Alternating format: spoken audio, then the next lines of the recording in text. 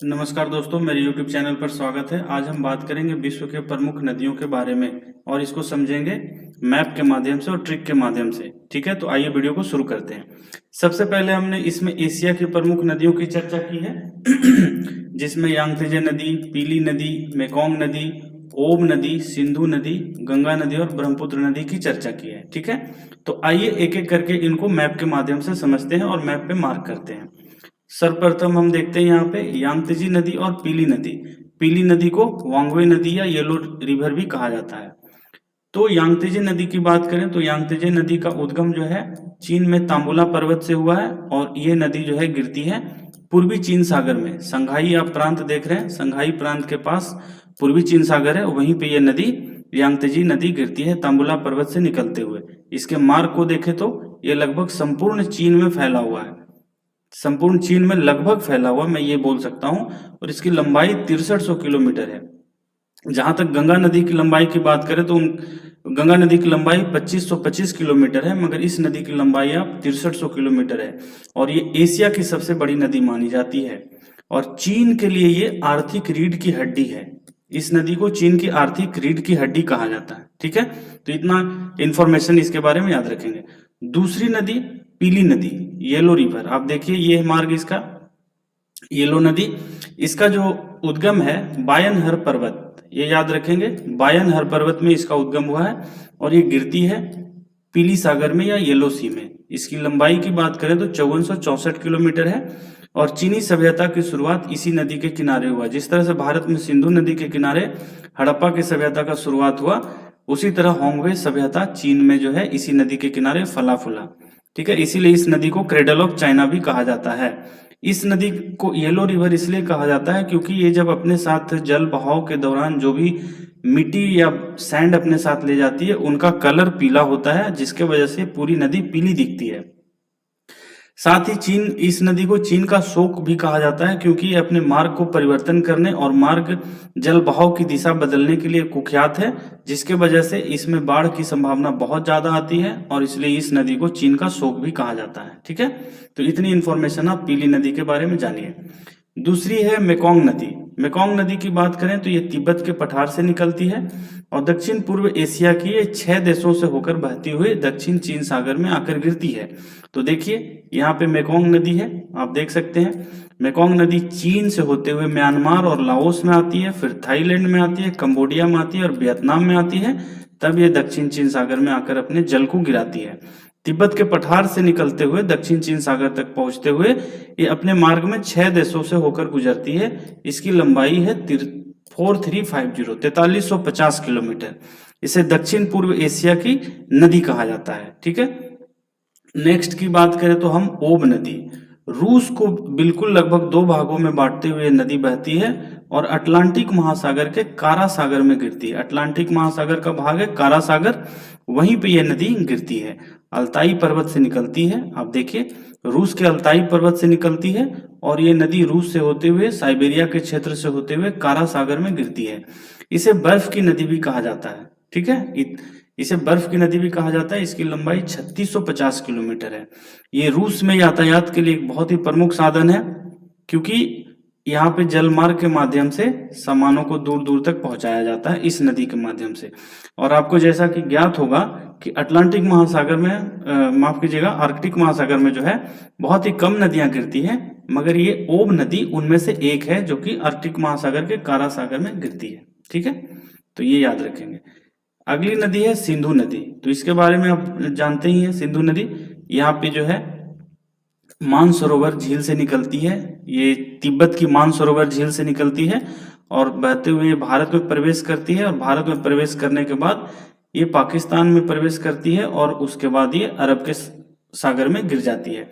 इनकी सहायक नदियों की बात करें तो झेलम, चेनाब, रावी, ब्यास और सतलज नदियां हैं। सिंधु जल समझौता अभी काफी चर्चा का विषय बना हुआ है।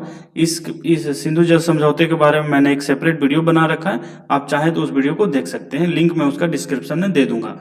इसकी लंबाई जो है 3180 किलोमीटर है। ठीक है, तो ये भारत और पाकिस्तान के लिए बहुत ही प्रमुख नदी बन जाती है सिंचाई के लिए।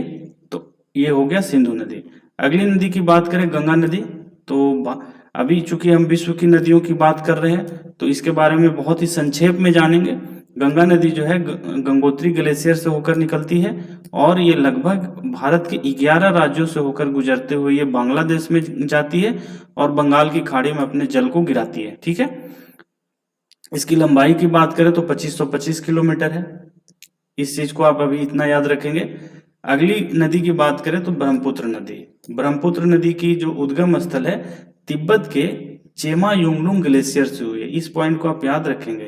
ब्रह्मपुत्र नदी का उद्गम स्थल तिब्बत के एक ग्लेशियर है जिसका नाम है चेमा युंगडुंग ग्लेशियर, वहीं से इसकी उद्गम स्थल हुई है। आप देखिए इसका रास्ते, चीन में इसको यारलुंग जैंगबो नदी कहा जाता है, यारलुंग जैंगबो नदी।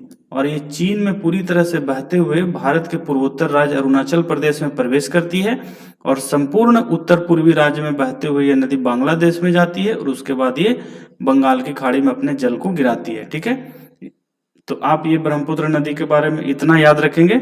और ब्रह्मपुत्र नदी के बारे में बात करें तो इसकी लंबाई 2900 किलोमीटर है। इसकी लंबाई 2900 किलोमीटर है। ठीक है, नेक्स्ट बात करें, अब हम आते हैं अफ्रीका की प्रमुख नदियों के बारे में। एशिया की प्रमुख नदियों के बाद अफ्रीका की प्रमुख नदियों की हम चर्चा करते हैं। तो अफ्रीका की प्रमुख नदी में हम नील, कॉन्गो, नाइजर, जाम्बेजी और ऑरेंज नदी की चर्चा करेंगे। ये बहुत ही प्रमुख नदियां हैं वहां की। नील नदी, कॉन्गो नदी, नाइजर नदी, जाम्बेजी नदी और ऑरेंज नदी। जैसा कि आप जानते हैं विश्व की सबसे लंबी नदी नील नदी को माना जाता है जिसकी लंबाई 6650 किलोमीटर है। अब अभी हमने यांगत्जे नदी के बारे में चर्चा की थी।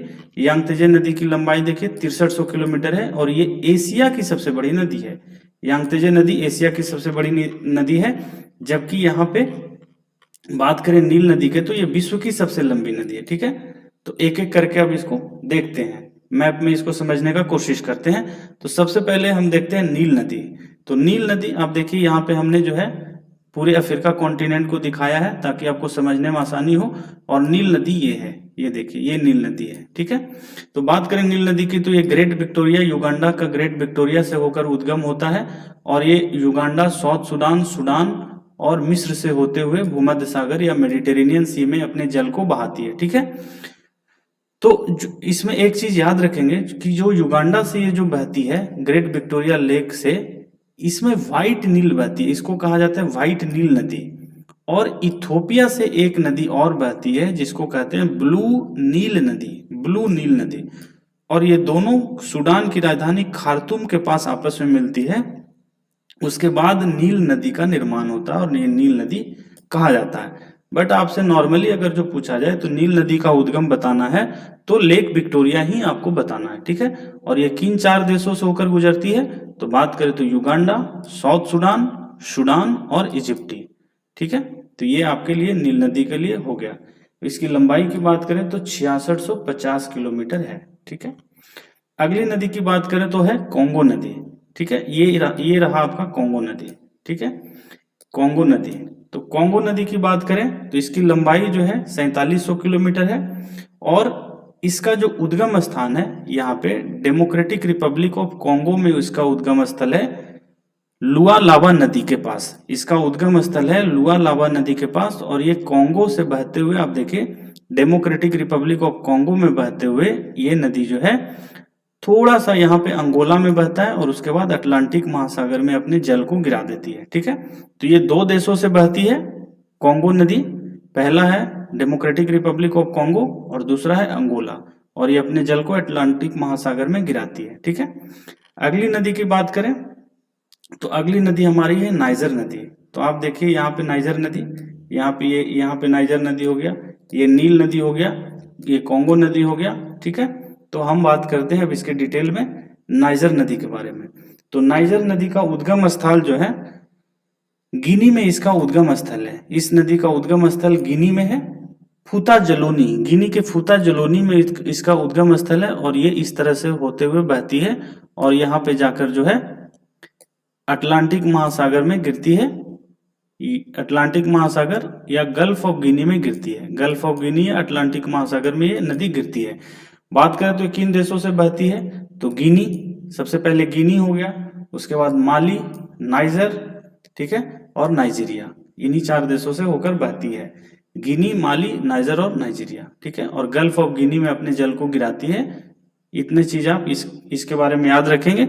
इसकी लंबाई की बात करें तो 4180 किलोमीटर इसकी लंबाई है। नेक्स्ट है जाम्बेजी नदी। जाम्बेजी नदी देखिए आप यहाँ पे, ये है जाम्बेजी नदी। ये नील नदी हो गया, ये नाइजर नदी हो गया, ये कॉन्गो नदी हो गया और ये जाम्बेजी नदी हो गया।